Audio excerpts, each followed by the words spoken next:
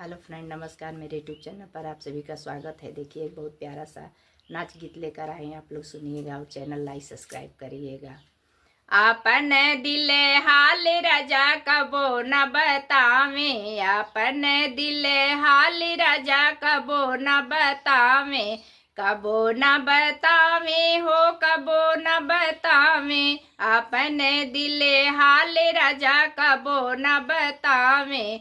कोठा उठावे कोठरिया उठावे, कोठा उठावे कोठरिया उठावे, खिड़किया के हाल राजा कबो न बतावे, खिड़किया के हाल राजा कबो न बतावे, आपन दिल हाल राजा कबो न बतावे, आपन दिल हाल राजा कबो न बतावे।